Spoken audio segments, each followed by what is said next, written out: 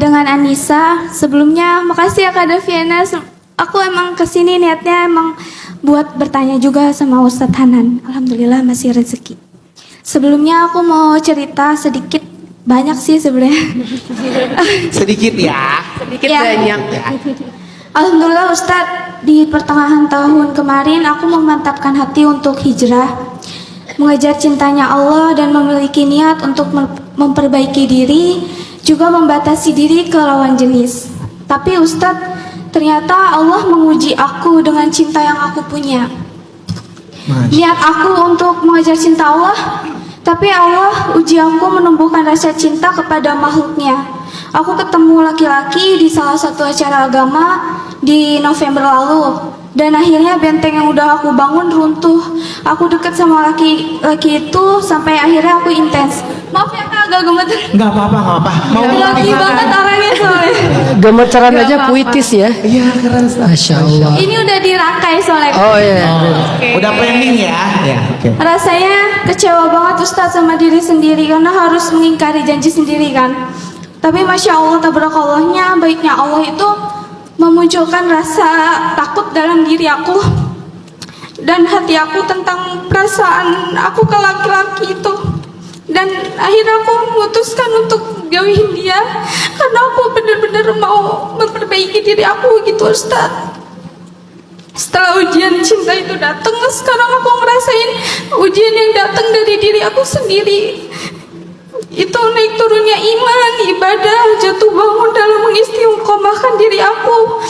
Karena jujur Ustadz, rasanya susah banget buat menstabilkan iman juga ibadah aku dengan background aku yang biasa aja dan kurang dalam ilmu agama.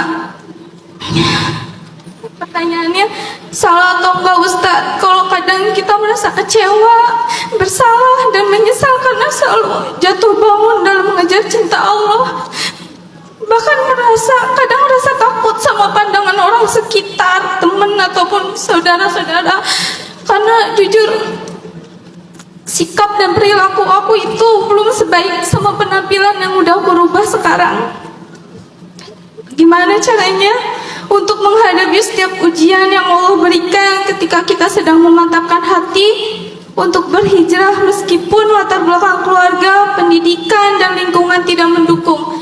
Selain itu juga, apakah Ustadz Hanan bisa kasih aku tips dan triknya supaya bisa ngelewatin setiap ujian yang datang dari diri aku sendiri ataupun dari orang lain?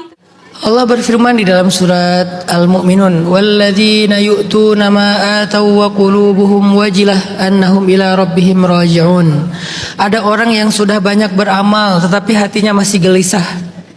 Ada orang yang sudah banyak melakukan kebaikan tapi dia masih merasa nggak pantas.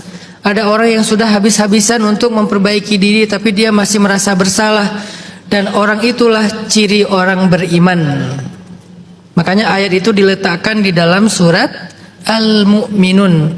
Ternyata salah satu ciri-ciri orang beriman atau Al-Mu'minun itu walladzina yu'tuna ma atau wa qulubuhum wajilah. Orang yang sudah banyak melakukan kebaikan, beramal solih, tapi hatinya masih gelisah. Mbak Anissa, semoga perasaan Mbak Anissa itu bukan tentang kecewa, tapi tentang wajilah. Mbak Anissa masih merasa diri nggak pantas, Mbak Anissa masih merasa diri banyak kekurangan, Mbak Anissa masih merasa diri belum sempurna, Mbak Anissa masih merasa banyak bersalah dengan dosa-dosa. Itu tuh wajilah namanya, bukan merasa bersalah dalam arti benci kepada diri sendiri, bukan merasa kayak kepayahan dalam proses hijrah, bukan. Itu wajilah, dan wajilah itu anugerah Allah dalam hati orang beriman. Justru yang bahaya itu orang yang baru beramal sedikit merasa dirinya sempurna, merasa dirinya pantas untuk mendapatkan semua yang dia inginkan dalam hidup. Nanti dia akan menuntut Allah, kenapa Allah nggak memberikan saya ini dan itu? Bukankah saya udah melakukan ini dan itu? Apalagi yang kurang dari saya? Nah, ini yang disebut dengan, kalau dalam bahasa Al-Quran, istaghna. Kalla innal insana layatagha. Terus ar-ra'ahu istaghna. Manusia itu akan melampaui batas kalau dia memandang dirinya istaghna, sudah lebih, sudah cukup, sudah sempurna. itu lawannya dari wajilah itu adalah istaghna. Wajilah itu iftikar ilallah, merasa fakir di hadapan Allah, merasa kurang di hadapan Allah, merasa penuh aib dan celak di hadapan Allah, merasa belum apa-apa di hadapan Allah. Iftikar dari kata fakir. Nah, iftikar, wajilah adalah perasaannya orang-orang beriman. Jadi kalau Mbak Anissa punya itu, harusnya Mbak Anissa menjadi orang yang beruntung sekali punya perasaan itu di hadapan Allah. Jadi jangan sampai diterjemahkan sebagai rasa bersalah, sebagai sebuah ujian. Bukan ujian, justru itu anugerah. Selama Mbak Anissa punya perasaan itu, harusnya kan Mbak Anissa itu punya energi untuk terus perbaiki diri, punya energi untuk terus belajar, berjuang, memperbaiki diri. Kalau orang yang udah istaghna justru ngerasa kayak udah nggak ada lagi yang perlu diperbaiki, yang perlu dipelajari. Justru iftikar atau wajilah membuat kita pengen belajar lagi, memperbaiki diri lagi, memperbaiki taubat lagi, memperbaiki hijrah lagi, dan nggak akan pernah habis sampai akhir hayat kita. Jadi saya lebih suka menerjemahkan kata-kata Mbak Anissa tadi bukan sebagai rasa bersalah, bukan sebagai ujian, tapi justru sebagai wajilah dan iftikar ilallah. Antumul fuqara'u ilallah, kata Allah. Kalian itu harusnya merasa fakir di hadapan Allah. Dan Nabi Musa pun pernah berdoa kayak gitu. Allahumma inni lima anzalta ilayya min khairin fakir. Ya Allah, saya fakir kepada Engkau gitu. Jadi harus ada rasa itu. Yang kedua, apa tipsnya untuk menghadapi ujian diri dan orang lain? Mbak Anissa, Allah nggak suka kepada berlebihan dalam segala sesuatu.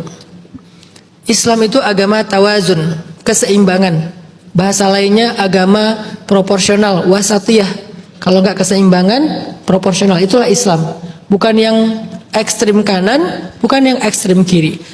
Maka Mbak Anissa, kalau datang laki-laki baik-baik, dia tuh nggak akan menghalangi Mbak Anissa dari Allah. Kalau niatnya baik, attitude-nya baik, insya Allah dia juga pengen berkomitmen secara baik-baik, dia nggak akan menghalangi Mbak Anissa dari Allah. Jadi ketika Mbak Anissa menjauhi diri dari dia karena takut terhalang oleh Allah, ini takutnya masuk ke dalam tasyaddud, berlebih-lebihan, nggak tawazun.